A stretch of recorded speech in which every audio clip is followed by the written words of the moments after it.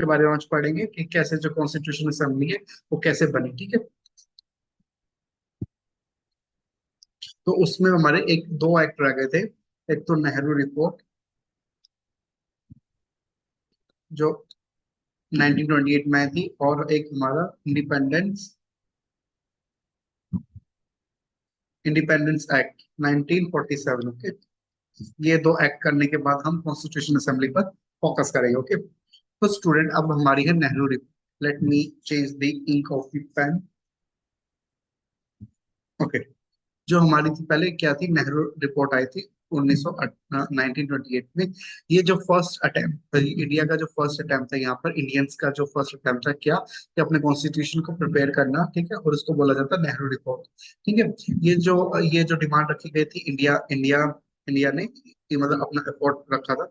और ये किसके नाम पे था, स्वराज मतलब self rule by the Indian national movement during the non cooperation movement. जो जो नॉन कॉपरेशन मूवमेंट हुई थी 1921 1922 में। तो यहाँ पे हमने जो कंसेप्ट रखा था सेल्फ रूल, स्वराज का मतलब बेसिकली क्या होता, सेल्फ रूल पॉलिटिकली। ओके, और जो नेहरू रिपोर्ट थी यहाँ पे आई थी, और यहाँ पे इसको इसलिए जो नेहरू रिपोर्ट बोला गया था क्योंकि जो नेहरू थे ना, वहाँ के जो चेयरमैन थे और वो ड्राफ्टिंग कमेटी के मेंबर थे। ड्राफ्टिंग कमेटी के चेयरमैन थे तो नेहरू जी, तो इसलिए नेहरू रिपोर्ट नाम रखा गया है इस उसका। ठीक है, मोतीलाल नेहरू जो डिसीजन था जो हमारा क्या डिसीजन था कि हम अपनी क्या करेंगे, कॉन्स्टिट्यूट बनाएंगे, ड्राफ्टिंग कमेटी बनाएंगे। ठीक है, वो जो डिसीजन कॉन्फ्रेंस में लिया गया था, वो ऑल इंडिया पार्टी के द्वारा स्टेब्लिश किया गया था। साथ साथ में प्रिंसिपल रखे गए थे कि जो भी जैसे इंडियन नेशनल कांग्रेस पार्टी, सोच पार्टी, मुस्लिम लीग पार्टी है, ये क्या है, ये पार्टी ने प्रिंसिपल अपने निर्धारित किए गए थे। ठीक है, और साथ साथ में जो क्या है, जो नेहरू रिपोर्ट है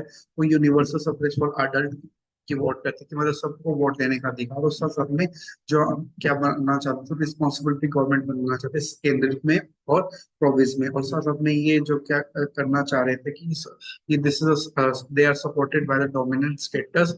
ठीक है, और पर ये ना, ये क्या चाह रहे थे कि ये जो है इंडिया से कंप्लीटली इंडिपेंडेंस इंडियन पीपल के हाथ में आ जाए। और साथ साथ में जो इंडियन है, Indian would be have free, जो इंडियन का जो लेजिस्लेटिव सिस्टम है वो फ्री कर दिया जाए। और यहाँ पर क्या है, जो limit matter depending upon the control of the British government, और जो ये ब्रिटिश गवर्नमेंट है, ये यहाँ पे कोई भी इंटरफेयर ना करे कि जो इंडिया इंडिया अपने लेजिस्लेशन को फ्री चलाना चाहती थी, वो अपनी पीपल के लिए, कंट्री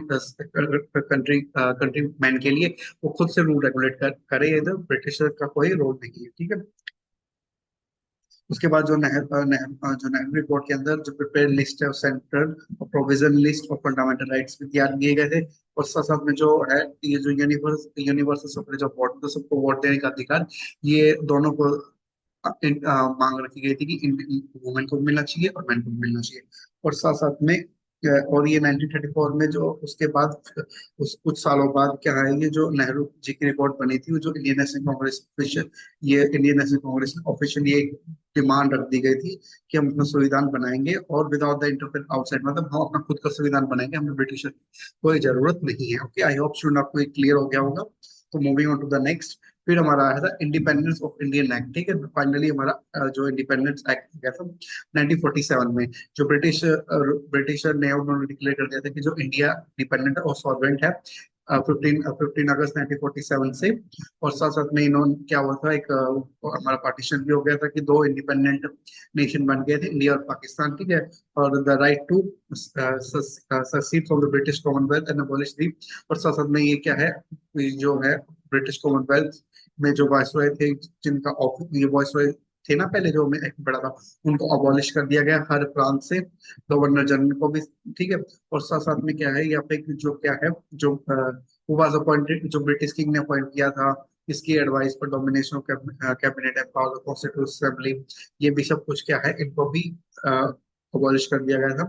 ठीक है, ये इसकी इसके ऊपर डिपेंड था कि अपने रिस्पेक्टिव कंट्री कॉन्स्टिट्यूशन अपना अडॉप्ट कर सकती है। ठीक है, और साथ साथ में जो पार्लियामेंट था वो इंडिपेंडेंट रहेगा।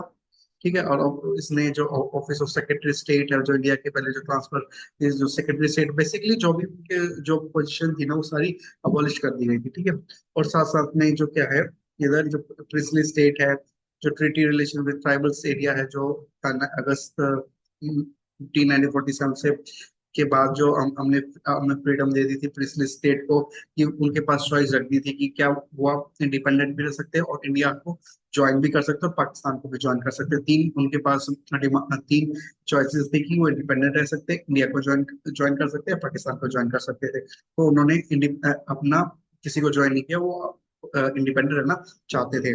और साथ साथ में जो क्या है, जो डोमिनेंस था प्रोविजन में, जो गवर्नमेंट ऑफ इंडिया एक्ट 1935 का, अब उसको क्या कर रहे हैं, जो कुछ जो प्रोविजन थे हमारे 1935 से भी लिए गए थे, ठीक है, जो हमने कल पढ़े थे। और न्यू कॉन्स्टिट्यूशन हमारा फ्रेम होने के उसमें मतलब आइडिया बेसिकली रख दिया गया था। अब उसको ऊपर काम चल रहा था धीरे धीरे, ठीक है। और जो ब्रिटिश मोनार्क थी, उन्होंने क्या थे, उन्होंने अपने राइट दे दिए थे, वीटो वीटो वीटो राइट्स, ठीक है। और वीटो राइट दे दी, तो साथ साथ में उन्होंने प्रोविजन रखा गया था अप्रूवल के लिए। और यहाँ पे जो गवर्नर जनरल ऑफ इंडिया है, प्रोविजन गवर्नर है, जो नॉमिनल हेड ऑफ स्टेट के यहाँ पे क्या है डेस्टिनेट कर दी गई थी। और साथ साथ में जो ये टाइटल थे ना, European of India from the royal royal title of king of England, मतलब कुछ टाइटल्स थे ना, वो भी अबॉलिश कर दिए गए थे। बेसिकली जो ब्रिटिशर ने अपनी अपनी इन अपनी वो क्या कहते हैं उनको, सहूलियत के हिसाब से, उनकी कन्वीनियंस के हिसाब से जो भी उन्होंने पोजीशन बनाई थी, वो मोस्टली अबॉलिश कर दी गई थी थ्रू दिस एक्ट, ओके। और इंडिया ने फिर उसको अपने अकॉर्डिंग फ्रेम किया था, ठीक है। अब फॉर्मेशन ऑफ कॉन्स्टिट्यूशन असेंबली, मतलब कैसे जो हमारे कॉन्स्टिट्यूशन असेंबली का काम चालू हो, कैसे फॉर्मेशन हुई उसकी। आपको पता है, जो मिशन आए थे वो किनके द्वारा आए थे, वो ब्रिटिशर ने भेजे थे इंडिया में, ताकि क्योंकि हम डिमांड कर रहे थे कि हमें एक क्या है, हमें अपना कॉन्स्टिट्यूशन बनाना, ठीक है। But with the change in the circumstances, क्योंकि वो उस टाइम पे सेकंड वर्ल्ड वॉर हो गया था, जिसके वजह से क्या हो गया था, जो हमारा जो न्यू कॉल जो सॉरी सॉरी सॉरी यहाँ पे जो क्रिप मिशन था, यहाँ पे क्रिप मिशन को भेजा गया था इंडिया में, ताकि क्या है, वो हमें असिस्ट कर सके, हमें मदद कर सके कि आप कैसे जो कॉन्स्टिट्यूशन को बना सकते हो, ठीक है। पर यहाँ पे कुछ प्रॉब्लम आ गई थी कि क्या हो गया था, फर्स्ट सेकंड वर्ल्ड वॉर हो गया था, जिसकी वजह से क्या है, ब्रिटेन में दूसरी सरकार बन गई थी, कोalition की गवर्नमेंट बन गई थी लेबर लेड के थ्रू। और साथ साथ वहाँ पे गवर्नमेंट बन गई थी, तो ब्रिटिश गवर्नमेंट को फोर्स किया गया कि भाई जो हमारी प्रॉब्लम है ना कॉन्स्टिट्यूशन की, जो हमें चाहिए, उसकी प्रॉब्लम को सॉल्व आउट किया जाए। फिर 1972 में ब्रिटिश ने क्या किया, कैबिनेट मेंबर्स सेंड किए, सर स्टेफन क्रिप। और उन्होंने क्या है, उन्होंने प्रपोजल रखा कि कैसे जो इंडियन पीपल है वो अपने लिए कॉन्स्टिट्यूशन फ्रेम कर सके, कि और कैसे हम उसको इम्प्लीमेंट कर सके after the second world war के बाद, जो इंडिया में कॉन्स्टिट्यूशन मेकिंग का काम चालू कर दिया जाए, शुरू कर दिया जाए, फॉर्मेशन कर दिया जाए। और ये किसको प्रोवाइड किया गया, बहुत मुस्लिम लीग और एनआईसी दोनों ने इन्होंने एक्सेप्ट कर लिया था कि हाँ भाई, हम सेकेंड वर्ल्ड वॉर के बाद हम और फर्दर डिले नहीं चाहिए हमें, ठीक है। और साथ साथ में जो ड्राफ्ट प्रपोजल था क्रिप मिशन का, इसने कुछ रिकमेंडेशन की थी कि क्या डोमिनेशन स्टेटस रहेगा इंडिया पर, इक्वल पार्टनरशिप होगी ब्रिटिश की जो कॉमनवेल्थ नेशन है, ठीक है। और प्रोविजन जो भी ब्रिटिश रूल रूल किए गए थे, और जो इंडियन प्रिंसेस ने रूल किए हैं, वो उनको उनको इंडियन यूनियन में कॉन्स्टिट्यूट कर दिया, मतलब उनको इंडिया में ही रहेंगे, ठीक है, बाय द ब्रिटिश कॉन्स्टिट्यूशन, ठीक है। और फिर जो इंडिया का कॉन्स्टिट्यूशन है, वो इलेक्टेड कॉन्स्टिट्यूशन होगा, जहाँ पर क्या होगे, जहाँ पर प्रोविजन है वो अपने लीडर को रिप्रेजेंट करेंगे। पर आप जब कॉन्स्टिट्यूशन में पढ़ोगे तो उसमें क्या है, इनडायरेक्ट इलेक्शन होगा, ठीक है। और साथ साथ में क्या है, which was not prepared to accept the constitution was to free detail from the constitution position which had to extend at times such provision were free to enter separate constitution arrangement भी रख दिए गए थे। जैसे मुस्लिम league ने Muslim majority के लिए एक अलग वो करने की डिमांड कर दी, ठीक है। और फिर क्या है, जो जो आईएनएस से मुस्लिम लीग था, उन्होंने कुछ जो इनके जो प्रपोजल थे ये एक्सेप्ट नहीं किए थे, ठीक है। और जो मुस्लिम लीग है, उन्होंने क्या कहते हैं, उन्होंने डिवाइड किया, उन्होंने डिमांड रखी थी कि इंडिया को कॉम्युनल लाई, मतलब सामुदायिक पर डिवाइड कर दिया जाए। कुछ प्रोविजन है जो पाकिस्तान के पास चले जाए, और दो कॉन्स्टिट्यूशन असेंबली बनेगी, एक इंडिया के लिए और एक पाकिस्तान के लिए, जो मैंने आपको बताया था, ठीक है। तो आई होप आपको एक क्लियर होगा। तो moving on to the next slide, next.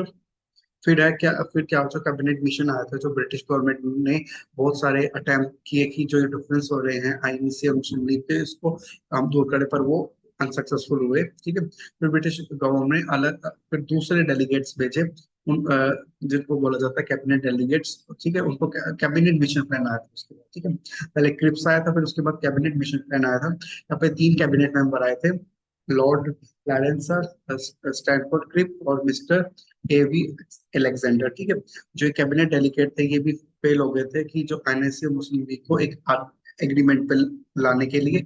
और बट इन्होंने एक प्रपोजल रखा था कि आप अपनी असेंबली बना सकते हो। ठीक है, 16 इन्होंने अपना प्रपोजल अनाउंस कर दिया कि हमारे प्रपोजल है, और in England as well as India. ठीक है, इंग्लैंड में बता दिया कि हमने प्रपोजल रखा है, और इंडिया में तो उन्होंने इंडिया में तो थी गई। तो फिर जो कैबिनेट नहीं लगी, सॉरी, कैबिनेट लगी, सॉरी सॉरी, जो कैबिनेट थे, जो मेंबर आए थे, उन्होंने कुछ रिकमेंडेशन रखी कि यहाँ पे क्या होना चाहिए कि यूनियन ऑफ इंडिया की इंडिया को एक जुट रखा कर दिया जाएगा, constitute of British India and the state. और साथ साथ में क्या है, which would be have jurisdiction over subject of foreign affair, defense and communication।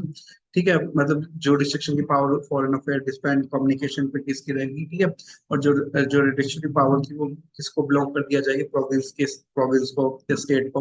और जो यूनियन है, यूनियन के पास एग्जीक्यूटिव और लेजिस्लेटिव पावर रहेगी। ठीक है, वो रिप्रेजेंट करेंगे प्रोविजन ऑफ स्टेट को। पर जो डिसीजन था, जो मेजर कॉम्युनल इशू का, वो लेजिस्लेशन में होगा, और मेजोरिटी उसको रिप्रेजेंट करेगी। जो टू मेजर कम्युनिटीज वो प्रेजेंट थी वहां पर, उन्होंने वोटिंग दिया। जो मेजोरिटी जो मेंबर थे, उन्होंने उनकी वोटिंग मुद्दों पर रिक्वायर्ड थी। ठीक है, और साथ साथ में जो प्रोविजन है, इसमें क्या कर दिया, जो एक ग्रुप्स है उनको फ्री कर दिया गया फ्रॉम द एग्जीक्यूटिव लेजिस्लेचर। और हर एक ग्रुप फ्री रहेगा, वो अपने प्रोविजन सब्जेक्ट को डिटरमाइन कर सकता है, और वो किसके अंदर आ सकता है, ग्रुप ऑर्गेनाइजेशन के अंदर आ सकता है। I hope it is clear. तो मूवी अब देखो, अब यहाँ पे स्टार्ट होता है कि हमारा जो डिमांड है, वो आइडिया है कॉन्स्टिट्यूशन असेंबली का कैसे शुरू होता है। जो पहली बार आइडिया था कॉन्स्टिट्यूशन असेंबली का, वो एम एन रॉय ने रखा था 1934 में। ठीक है, उसके बाद ये है ऑफिशियली डिमांड पर जो कॉन्स्टिट्यूशन असेंबली की, ये तो आइडिया रखा था यहाँ पे। ठीक है, फिर जो ऑफिशियली थी वो सी राजा गोपालचार्य ने, जो आईएनसी के मेंबर थे, 15 नवंबर 1939 को यहाँ पे उन्होंने ऑफिशियली डिमांड रखी थी।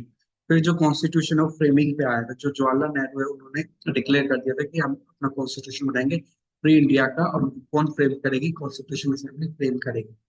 फिर ये अगस्त ऑफर आया था 1940 में। 1942 में जो सर स्टैफोर्ड क्रिप थे, उनको इंडिया भेजा गया, और उनको प्रपोजल जो इंडिया ने रखा था उनकी मदद करने के लिए कि वो अपना कॉन्स्टिट्यूशन प्राप्त कर सको। फिर यहाँ पे यहाँ पे डिमांड आ गई दो डोमिनेंट स्टेट बनने की, मतलब स्टेट की डिवाइड होने की। जो मुस्लिम लीग है, उन्होंने जो इसको रिजेक्ट कर दिया, इस प्रपोजल को। और उन्होंने बोला कि नहीं, हम एक कॉन्स्टिट्यूशन असेंबली नहीं बनाएंगे, हमें दो कॉन्स्टिट्यूशन असेंबली चाहिए।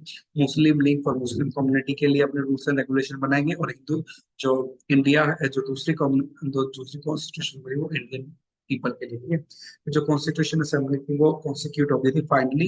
ये डेट रिमेम्बर रखना स्टूडेंट, 9 दिसंबर 1946 को हमारे फाइनली जो कॉन्स्टिट्यूशन असेंबली है वो बन गई थी। और जो इसने मुस्लिम लीग ने इसको बॉयकॉट कर दिया था, इस इस असेंबली को, जब फर्स्ट असेंबली हमारी रखी गई थी। और उन्होंने डिमांड रखा था कि हमें सेपरेट स्टेट चाहिए। ठीक है, I hope it is clear to you, and this is very important for the exam point of view. अब बाकी जो इलेक्शन